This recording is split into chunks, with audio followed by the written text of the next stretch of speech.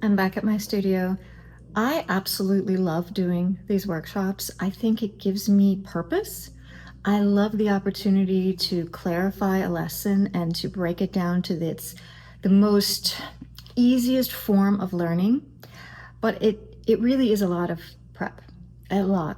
Anyways, I feel like I couldn't host these workshops and without the integrity of just putting so much time and effort into it.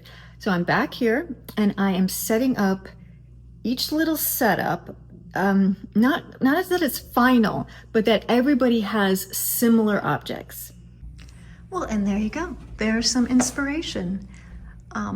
Flowers, white objects, fruit, and sort of neutral background. So obviously, every setup is not going to be the same, but every setup is going to have a little vase or pitcher or bowl for flowers, is going to have fruit, is going to have some flowers, and they're going to be a little bit different, but I want to make each one charming enough that nobody is going to feel left out. So these are definitely not done. So they're all going to have flowers. And of course, these setups look a little bit different with light on. So you can see, look at that one. Just having light on it makes it just shine, right? And you could do a very, very simple little cropped, or you could keep adding stuff. You can have stuff coming towards you. You can have things taller. And that's what I take my time, because teaching a lesson about still life is not only about exactly how do you paint a carnation, it is thinking about setup. So each setup has to have one strong color. A lot of times it might be this orange or a lemon, and the students, depending on their skill level, might do one painting all week, and sometimes they might do multiple setups, right? So let me turn this light on. Normally, still lifes that have a very, very strong spotlight look, they look like they have a strong spotlight. They look like they're done indoors. It's not my favorite, but in a classroom situation, we can't all have north light. We can't all have soft, subtle light. But I at least can have some kind of light direction. This one doesn't have a light source on it yet, but I just wanted to show you the difference, right? What one has with a light source and what one has without it. So that's what I'm doing today. I mean, it's gonna take hours, but I'm so excited for my students to come, and just wanted to give you guys a little bit of a glimpse on what it takes, what goes through my mind to set up a class and how to make it, let's say, as enjoyable and as even a keel as possible. I thought I would, I'm feeling a little bit overwhelmed today, and I thought, well, since I'm doing an artist journal vlog, I would also show when things are getting overwhelming.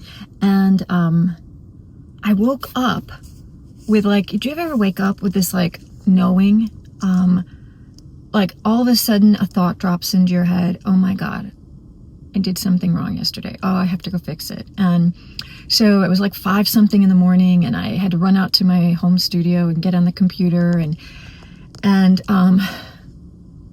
I think it's, it's not that I'm excited about the workshop. So I don't think it has to do with the workshop.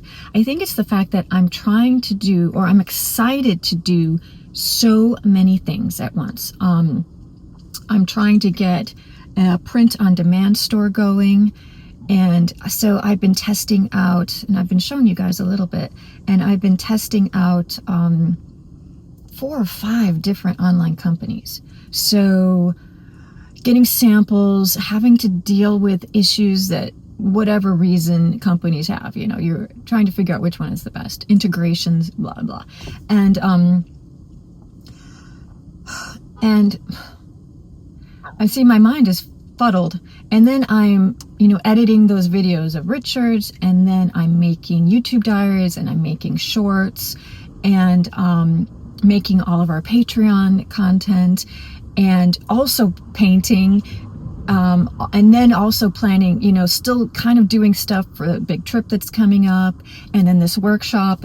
And yeah, I mean, I feel like I'm so excited that I don't think I have a slow gear right now. I'm just I'm impulsive. Like, I just want to do this. Okay, well, let's start it. Oh, I want to do this. Okay, let's start it. And then I felt like yesterday it all came to a point where I feel like I did something on the computer that I shouldn't have. And then I didn't have a pause button to double think or question, like, don't do this. Don't delete this. And then I woke up going, oh, like, you deleted that. And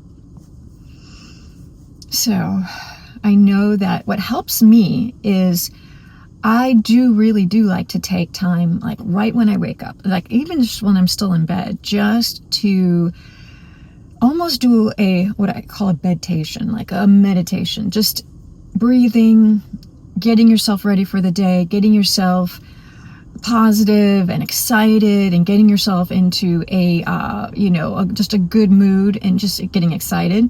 And then at the end of the day, I have a chair that I like to sit in, and I either listen to, soothing music or silence, or sometimes I even like to listen to like guided visualization or meditations. And there's so many of those on YouTube. So believe me, there are, which is just what a blessing that there are so many to choose from. But I really do need that.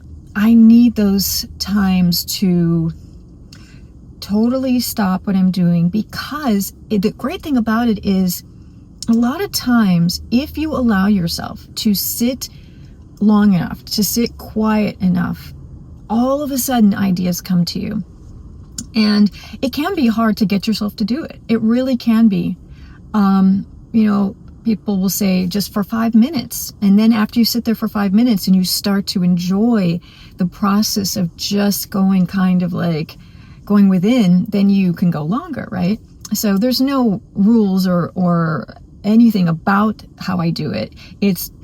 Or anybody. I mean, you shouldn't have to follow how other people do it. It's just giving yourself time. So I think I'm just going to sit in the car before I go into my studio, because I went and bought some stuff. Of course, I was so scattered that I missed my stop, and I'm like, when things are happening over and over again. So I'm realizing, okay,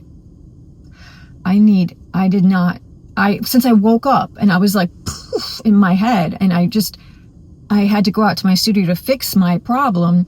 I didn't have time to kind of gather myself. So I'm going to sit in the car a little bit.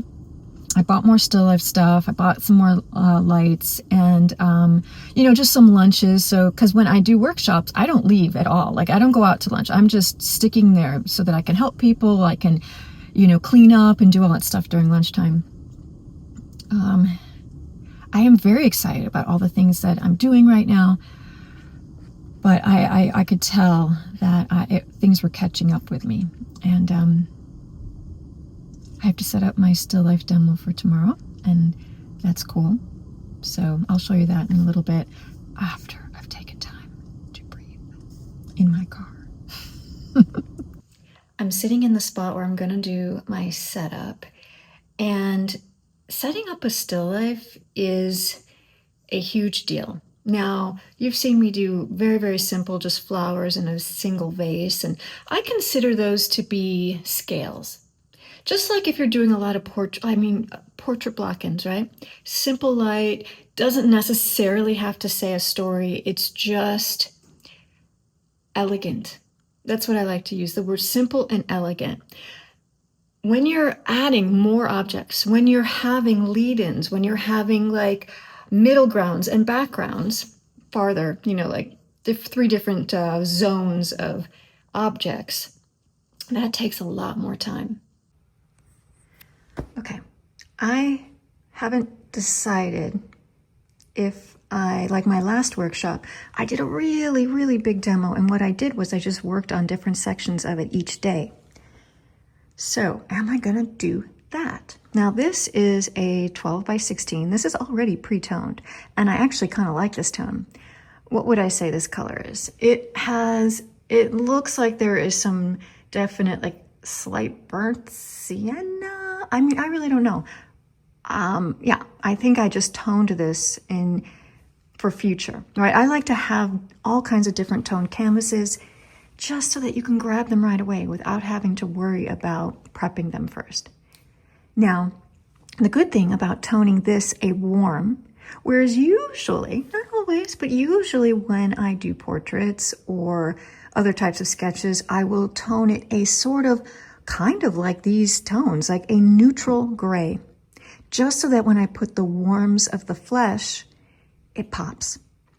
Now, I've made a mistake before where I've worked on those cool tones using these cool fabrics, and I didn't like it at all. I had a lot of trouble getting any sort of pop or pretty color going, because when you're trying to put like a neutral gray on top of already a neutral gray tone, it just doesn't sing. So because I knew the whole class is having these sort of neutral grays, I'm gonna suggest to people, and this is what's gonna happen tomorrow, is talking about toned canvases. This whole class is not only going to be showing me how do I paint a little orange, how do I paint an onion, how do I paint carnations. It is going to be a huge lesson about thinking about setting up, and I love having this there as sort of an inspiration. And I have all kinds of other, I must have 5 or 6 other prints from Richard Schmid where I can talk and show the design elements. Not that we want to copy him, we don't. It's the ideas that he's using, and then we create our own setup with our own objects. Now, I like the idea of having this strong orange here against these sort of neutral, I'm going to say slightly blue grays, and I'm probably going to do it in a horizontal platform, which is what they call landscape. Now, I have these kind of interesting flowers in the background. I'm going to have to trim them so that a few of those are a little bit lower, because what we like is we like things to lead into each other. And obviously I feel like that space right there is just too big of a space to allow that simplicity to stay. So I'll probably cut 1 or 2 of these flowers to be a little bit lower. So that way the pinks sort of zigzag into each other. I might have this branch, I kept it in water just for now, but when the demo happens, I might take it out of the water and like lay it horizontal just on the front, this front table, and have it come towards me. Maybe even coming slightly off the bottom of the canvas so that it's like zig, zag, and then zig. I could always even have things coming down. Now that's supposed to be just an actual wall, I'm not going to have another step of still life. I really just didn't want to hide that poster. So I just put another little box back there. The idea is that you don't paint things literally. See this fold of the fabric? I don't want to show that. So these are suggestions of values and temperature. And then I create the world myself on this canvas. And see where that ledge is right there? Of course, I'm going to make it look like it is just taller. And possibly these flowers would actually just be cut off and go off the canvas, right? So I'm not going to even see the very top of those flowers. Now, sometimes it's really fun to look down on a still life. And sometimes it's really interesting just to be at complete eye level. So when you set up a still life, to me, the best suggestion is to put objects down, start with the main object, which is that little white kind of vase, that round donut-y vase. Put colors in there, and then I start to build away from that and look at it from all different angles. That's the whole idea, is that you kind of zero in. You zero in. It doesn't have to be big. It could be, this is a 12 by 16. I could be doing a 9 by 12. I could do an 8 by 10. I could do a 6 by 8 and just crop into a tiny section and do multiple paintings from different angles with the same subject, right? So these are just ideas for you to think about. I like to have a slightly lighter color value on the foreground, flat surface, and a slightly darker value on the vertical, the horizon wall. That's not a set rule. It's just to show a horizon line. I prefer to have some strong colors towards me. And you see, even the cast shadows of the flowers are darker than the back wall, right? So that means that I can either emphasize those cast shadows or at least show the fact that there is a wall and there's a light, And it just gives you depth. It gives you opportunities to understand value and play with value. Now I'm thinking I might find a dark flower and put it right in there. Maybe a much darker purple or darker red, so that that will be darker than the background. And and then I might have something lighter coming towards me, or I might crop in. But these are all the ideas of how you find inspiration. First, you can look at a master painter. You can, just your favorite color. Just using your favorite color, finding objects. If you love blues, find all different kinds of blues. Green blues, purple blues, light blues, dark blues, and start to play with those, right? It's the still life, the world of still life is endless opportunity to create the aesthetic beauty, the inspirational world that you want to create. The great thing about where my studio is in downtown Winston-Salem, look, there's literally a parking deck that feet from where I walk in every day. It's only $1 an hour, and I normally park just down at the end of the block, just at the corner. There's a big giant free lot, so it really helps when I invite people over for a class. And I'm the first one in the building today. So this is a big, big arts building. Oh my gosh, it's exciting, first day. But you'll see, it's pretty quiet down here, and that's what's so wonderful, that I actually get to spill out into the hallway so that people can have like a seating area. So I just have like a little seating area, and people can have their lunches out here, and there's a couch at the end of the hall. Okay, this is the door to my studio. Let me open it up.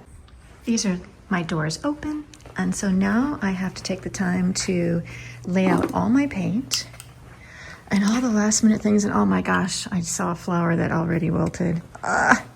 That's the problem with setting up still lifes the day before. So this is these are called, what are they called? They're Richardson, and that's the number. I think they're called something like palette mistresses, or I really don't know. I know there's a funny name for it. And you can exchange, like this is a piece of glass that's white, painted white on the other side, so that makes it easy for me to use a scraper. So we use things like this, palette knives, to clean up our paint easily. So, because if it dries, it can be really hard if it's not a very smooth surface. I tend to lay out my paints, the whites, yellows, oranges, browns, reds, purples, greens, light blues, dark blues, black. Depending on how many paints I put out, that is how I do it. And everyone's a little different. You just kind of get your own system and stick to it. Now I laid out a lot more paint that I know that I'm going to use for today. In fact, some of these colors I'm probably just going to use a tiny bit of. Always put out a lot more white, and you can see I already put my thumb in there. So it's getting to be a wonderful day where things are just I have to take a breather. Okay. I don't have a ton of green in my still life, but I do like having these different convenience, these varieties. And so I set out, honestly, you know what another thing is? I have my Gamsol in that, but I could not get it open. I did not tighten that heavy yesterday, but yet my grip strength is nothing today. So I'm gonna have to see if one of my students can open it. So I'm using a little glass drinking jar to put my Gamsol in. Okay, I have Viva paper towels. For convenience and just for, I kind of rip them. It's not a big deal while you're painting to rip them, but sometimes it's nice just to have a whole bunch. I put my paint out there so the students can go look through all the colors and brands. And I thought I would show you what I'm using as an easel. This is just an old tripod. And I do have a very nice ball head on here though. So this is pretty nice. And this is what, I'll show you, I'll get you in the back. This is a Coulter easel attachment. And Scott only uses Coulter easels. I do use other pochads, especially when I'm painting smaller. Now this is good because you see this unscrews and that unscrews, and you can make it, smaller. He sells these in much bigger, so you can do much bigger paintings. But yeah, it's nice because if you are using a separate palette like I am, or his palettes do connect and hang over the legs of the tripod, there's just so many different types of easels out there that artists use. I'm going to do a slideshow, so I have my little monitor right next to where I'm painting. I'm going to talk about, this is just a scrap piece of canvas board. It's just board with just, an oil prime gesso on it, because I'm going to be talking a lot about brushes and why I use certain brushes and the effects that you can get. Before the crowd comes, I thought I would show you, because I always show you the setups without any light. So I want you just to show you how still lifes come alive, how colors are just so much more vibrant and beautiful with lights on them. Anyways, I don't have the light on my still life. I feel like my flowers are wilting by the second, so I don't really want to overheat them. Especially the kind of the fancy ones with the dark metals, which I don't even know what those are called. I just wanted the students to see the lights on, and then they'll pick their spots, and then I'll turn them off when I do my demo and the slideshow.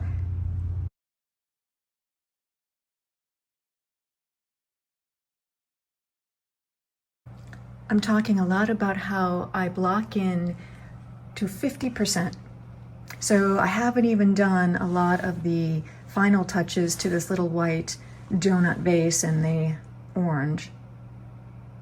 Talking about how you can leave some of the strokes in the foreground and let that tone show through.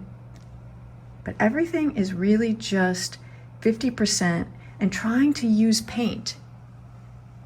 Not having, really scooping up paint and putting it down and being very deliberate when I do it. This is how far I got on the first demo. I was trying to teach the fact that don't paint all the way out to the edges until you kind of know exactly what you want, because I've done that before where I just paint to the edges and then I realize, oh, I was just doing that kind of like a robot.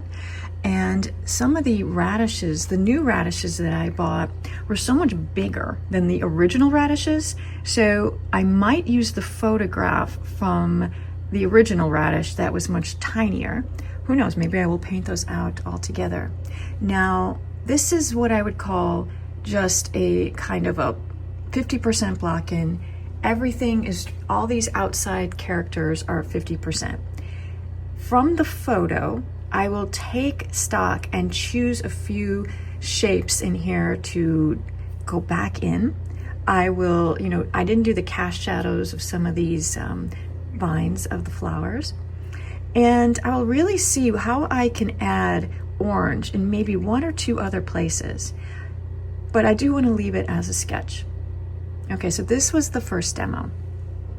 And this was the second demo. So in front of the class, I talked about looking down on a setup more, because if you want to do something vertical, you just have, objects kind of going off into the distance. And we had this one giant red onion, which was maybe a little bit too big, but I didn't have anything else that was bigger than all the other apples and onions, so that could be my focal point. I showed the class moving things and color harmonies, like the reds, the oranges, the pinks, kind of leading you through. I took photos of this and I would show the images up on my screen and talk to people about multiple different versions of moving these around and actually using your phone to help you, because it's so much easier to zoom in on your phone and crop and really see something bigger up on a screen as a composition. So here's my little block in. I did very, very light little gesture just to show where some of the objects are. And I went in and I really just did the overall color of this. There is no nuance to that middle onion. It was just, because I know that all the beauty will be kind of towards, those are the thicker strokes, and I will put those in at the end. I just needed the actual value, overall value of that onion, so that I could judge all the shapes around, right? So that's kind of like my view. And then I'll have the hierarchy of highlights, meaning I don't want all my highlights to be the same, so I will be building up colors and highlights in that onion towards the end. I'm working on a slightly gray tone because I put this yellow fabric. It's very a subtle gray tone. It's not dark, but the idea was on that still life to work on a slightly warmer tone and use blue fabrics on top of that. This is the opposite, just kind of helping out a little bit and trying to be as deliberate as possible with the strokes that I make. That red onion is killing me because I know I definitely want to go in and do those highlights, but I don't want to do too much. I want to show people how to kind of get 50% in everything. So I'm going to keep doing this demo this morning and talking about what I'm thinking. I love showing images. I think the class really likes seeing master painters and other people's art. And I'm kind of excited to keep working on this.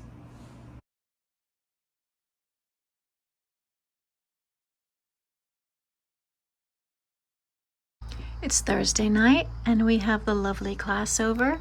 We show them around our home and we see the paintings in my studio, and now they're all in Scott's studio looking at his work. Sometimes we bring them over to see the goats and the chickens if there's time and if they want. So I'm just resting here because people tend to take a long time and there's so much to look at in Scott's studio that I will just wait here until they're done.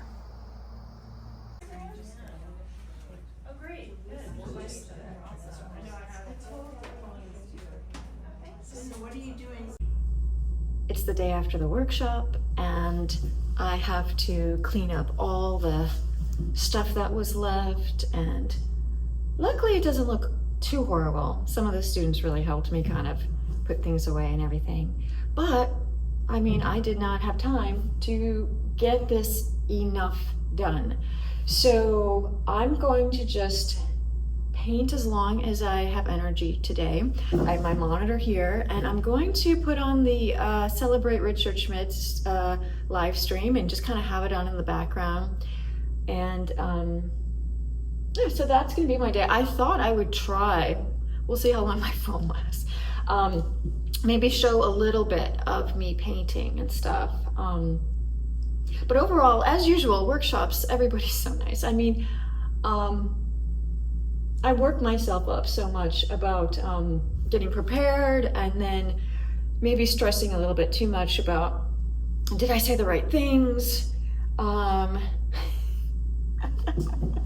You know, was I too much for people? I don't know, I kind of feel that way sometimes. Like I have a very, very, you know, I have a very, let's say, forward personality. And I think it's because I want so badly to like share knowledge, and I want so badly for people to learn, but it's to be a teacher, it's very much of a psychological, you really have to read, you know, how much can you give, how much critique can you give, you know, some people have a hard time, you know, they're just where they're at, they just can't absorb as much. So, but one thing I kind of wanted to talk a little bit about was I guess one of the things about being an artist is, so in the past week or so, you know, we have people who come to our studios or who ask about things online, and then, you know, they say they're gonna buy things and then they don't. And yeah, I guess I'm just trying to plant a seed out there for people who do that. You know, it's very difficult for people who are self-employed,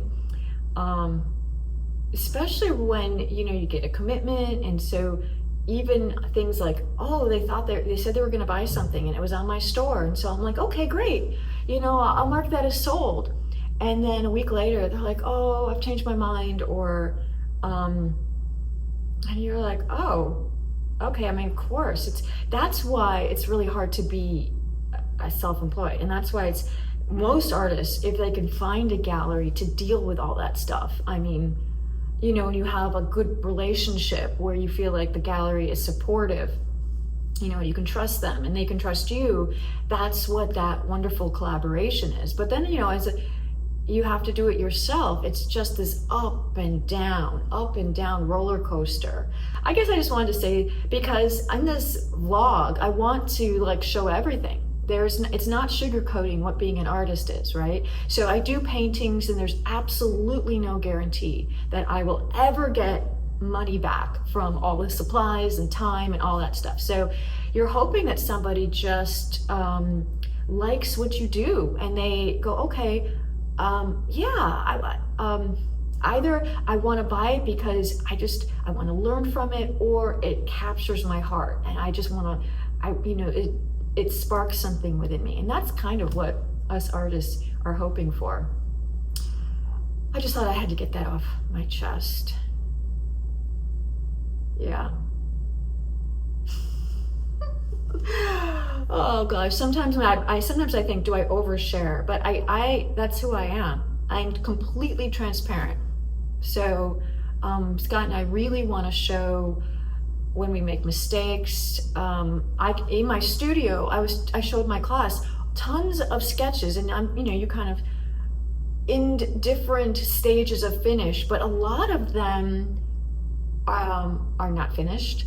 Meaning I either think I can still fix them, or maybe they're even lessons to what not to do. Go, okay, remember when you overworked that, you didn't leave it fresh enough. So I don't want to hide those from students, because I don't want them to think that everything I do is sellable or, just flies out the door, because it doesn't. Because people need to know that, there is, it's very rare. It's very rare that an artist just literally, no matter what they do, just sells. And artists, even who sell really well, go through slumps. So, okay, I'm gonna start. I'm gonna get everything ready, and I will film a little bit of it, and we'll see how it goes.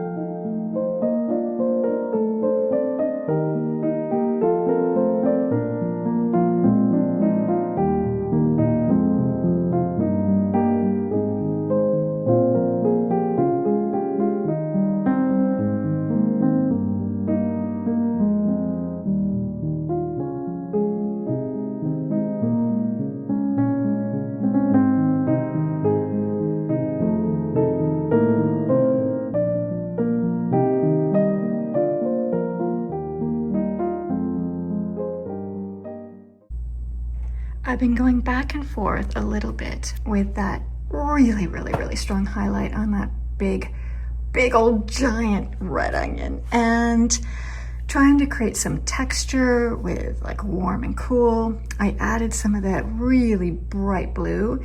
Now I know I'm gonna have to let it dry, because as I put strokes on top of each other, it's kind of picking up.